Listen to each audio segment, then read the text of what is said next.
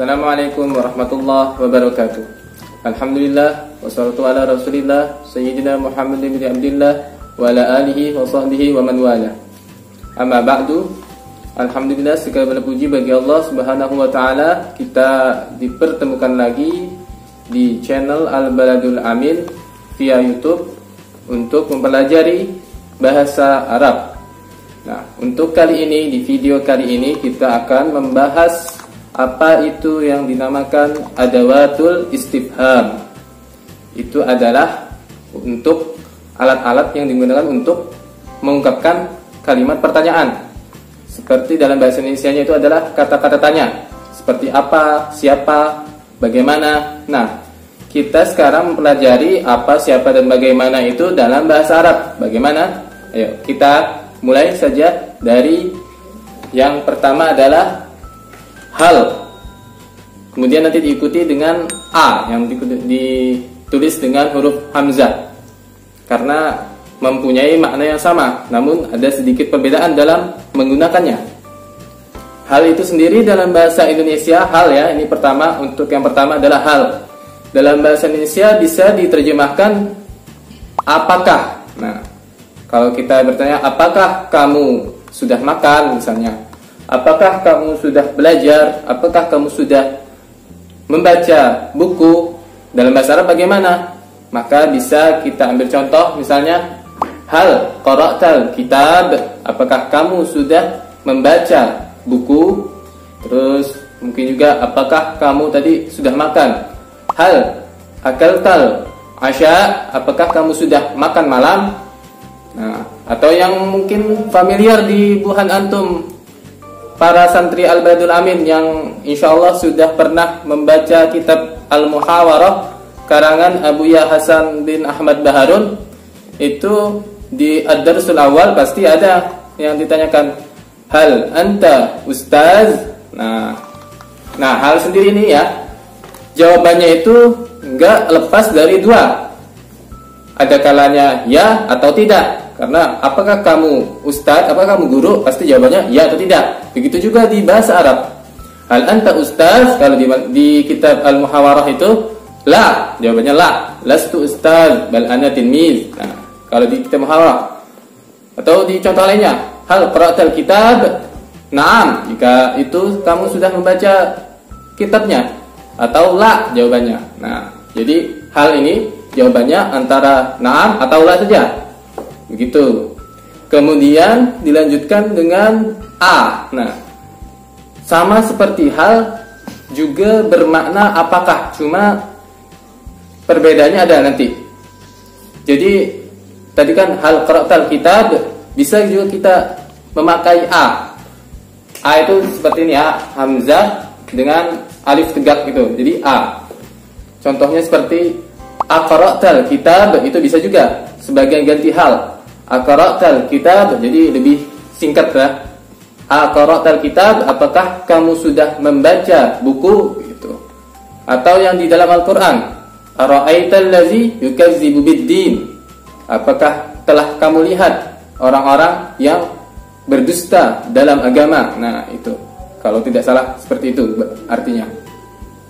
Nah, perbedaannya itu ada di cara ada di cara penggunaannya sedikit. Penggunaan a ini ada kelebihan daripada hal. A ini bisa untuk ketika kita dihadapkan kepada dua hal misalnya. Ketika kita bertemu seseorang misalnya, ada seorang di hadapan kita. Kita itu ragu-ragu apakah dia itu guru, ustaz, atau santri, talib.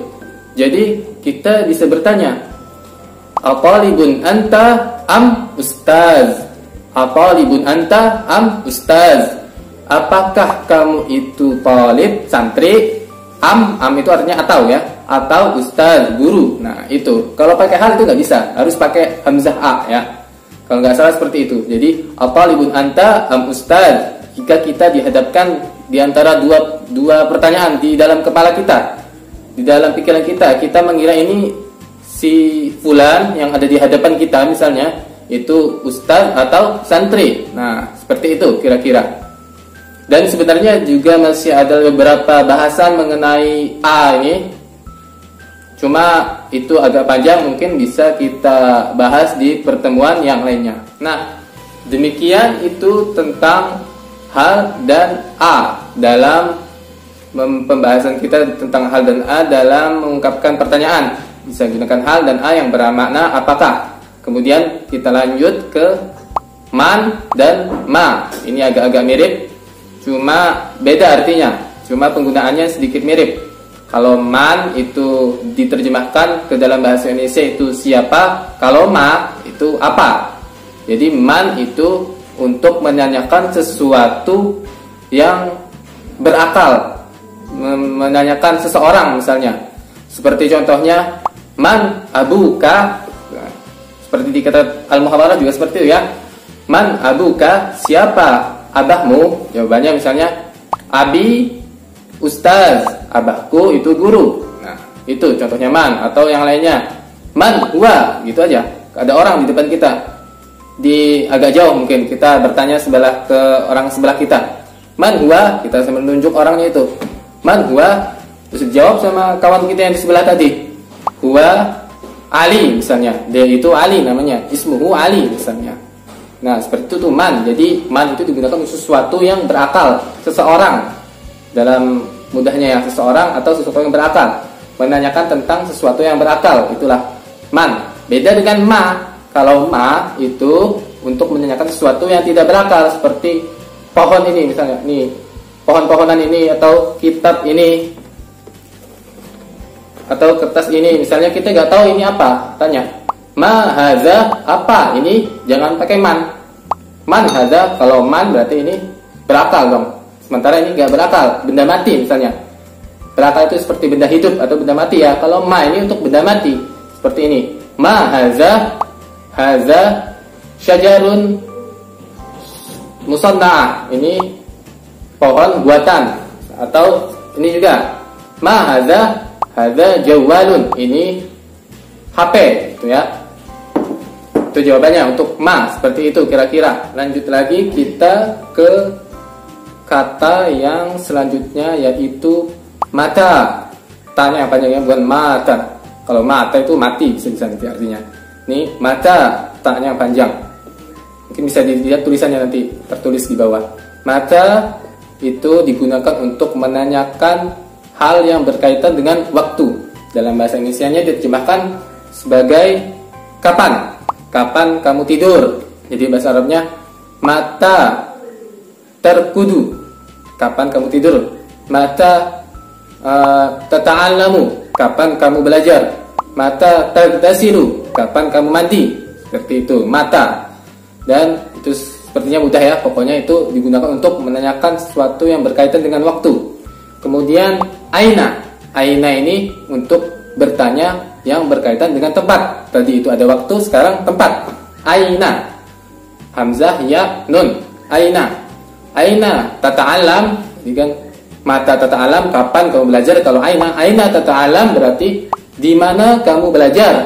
Tata'alam fi ma'had al-baladul amin, misalnya jawabannya seperti itu. Atau aina tagtasilu, di mana kamu mandi. Agtasilu fil hammam, saya mandi di kamar mandi, seperti itu. Aina, mata dan aina. Kemudian ada lagi untuk menanyakan sesuatu yang berhubungan dengan bilangan. Dalam bahasa Indonesia itu ada berapa. Bahasa Arabnya itu adalah kam. Nah, kam.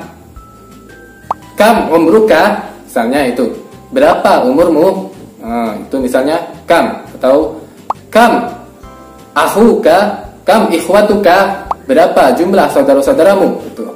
Atau kam waladuka, misalnya udah kepada orang yang tua. Kam waladuka, kam auladuka, misalnya berapa jumlah anak-anakmu gitu. Pokoknya ini untuk menanyakan jumlah menggunakan kata kam.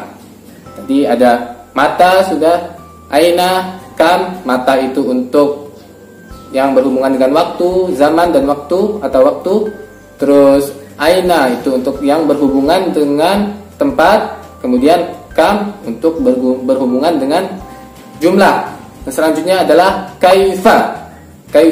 Kaifa itu berhubungan dengan sesuatu pokoknya. Kaifa haluka, bagaimana kabarmu. Artinya dalam bahasa Indonesia itu bagaimana. Kaifa haluka, bagaimana kabarmu. Hali, alhamdulillah bi khair, kabarku alhamdulillah baik, sehat. Itu jawabannya. Jadi ada, sudah kita pelajari dari awal tadi ada hal, kemudian a itu sama artinya apakah, kemudian ada lagi tadi man dan ma. Man itu untuk yang makhluk hidup, yang berakal. Ma itu untuk yang tidak hidup, benda mati. Kemudian dia ada mata, aina, terus kam, kaifa. Dan terakhir ini agak rumit sedikit, yaitu ayu atau ayatu. Artinya sendiri tergantung kalimat yang setelahnya, kata-kata yang setelahnya. Bisa berarti berapa, bisa berarti apa, itu tergantung kalimat yang setelahnya. Kalau di kitab Al-Muhawarah itu ada ketika ditanyakan jam, ayatu sa'atil an. Nah, itu ayatu sa'atil an itu artinya ayu atau ayatu ya. Ayatul sa'atil an itu tergantung setelahnya. Sa'ah itu karena muannas jadi ayatu. Kalau ayu itu mudzakkar. Jadi ini ayatus sa'atil an, jam berapa sekarang, maka itu arti ayatunya atau ayu tadi artinya jadi berapa, bukan apa. Nanti kadang-kadang bisa berubah lagi yang lain. Misalnya apa misalnya? Ayu syai'in amamaka. Nah, ayu syai'in amamaka. Syai'in itu sesuatu, amamaka itu di hadapanmu. Jadi ini artinya apa, ini bukan berapa lagi. Apa yang ada di hadapanmu, sesuatu apa yang ada di hadapanmu, begitu. Terus bisa juga siapa, juga bisa bermakna siapa, seperti ayu rajulin amamaka misalnya. Ayu rajulin indaka misalnya. Siapa laki-laki yang ada di sebelahmu, ayunya dirubah jadi maknanya tergantung setelahnya. Ayu rajulin karena setelahnya rajulin, jadi rajulin itu berarti orang atau laki-laki, itu jadi berubah sendiri ayu tadi. Karena ayu itu nggak punya makna tetap, jadi ayu rajulin indaka. Siapa laki-laki yang ada di sebelahmu, artinya indaka itu sebelahmu. Nah, seperti itu. Dan pembahasan tentang istifham itu sebenarnya agak cukup panjang. Mungkin bisa kita telaah sendiri-sendiri, atau apalagi antum-antum yang sudah duduk di Al-Fasl As-Sanawi, Al-Mustawa As-Sanawi. Nah, belajar, dibuka-buka sedikit-sedikit bagaimana kaidah-kaidah untuk menggunakan hamzah tadi, a atau hal, itu ada rinciannya yang lebih rinci lagi di kitab-kitab yang lebih rinci, lebih panjang pembahasannya. Untuk kali ini kita sampai situ saja, sampai sini saja. Jadi kita sudah tadi mempelajari banyak sekali, sekitar berapa ya? Ada hal, ada a, ada man, ada ma, ada aina, mata, terus apa lagi tadi, kam, terus kaifa, ayu atau ayatu, ada 9 sudah. Nah, kalian harus menghafal ini 9, harus tahu ini penting, karena bertanya itu salah satu hal untuk memulai percakapan. Kalau nggak ada pertanyaan, biasanya nggak ada mulai percakapan. Sementara untuk mempelajari bahasa Arab ini, kita memang perlu sekali yang namanya praktek. Praktek itu ya percakapan dengan teman kalian misalnya dalam bahasa Arab. Nah, kalau sering kalian bercakap-cakap dengan bahasa Arab, memulai percakapan yang intinya pasti ada di pertanyaan dengan 9 kalimat tanya tadi. Nah, itu insya Allah bakal bagus nanti bahasa Arabnya, bakal bertambah sendiri mufradatnya, jadi ingat sendiri, sering digunakan, tambah nancep di otak kalian, nggak bakal lupa. Jadi di luar kepala aja sudah ngomong bahasa Arab. Seperti di dalwa nanti, di dalwa itu orang-orang pakai bahasa Arab, ada wajib bahasa Arab, jadi sudah seperti di luar kepala. Jadi kita hal anta tagtasil iktasalta, sudahkah kamu mandi misalnya, ana iktasaltu insyaallah, ana al-an ila masjid lis-shalah. Nah, seperti sudah enak di sana. Bahkan guru-guru di sana juga mengajar bahasa Arab, mengajarnya dengan bahasa Arab, dan muridnya juga paham, insyaallah paham semua. Padahal gurunya berbicara bahasa Arab full 100% bahasa Arab. Ada beberapa guru, bahkan ada guru yang dari Hadramaut sendiri, didatangkan dari Hadramaut. Yang mau gak mau pasti ngajarnya pakai bahasa Arab karena beliau sendiri nggak bisa bahasa Indonesia.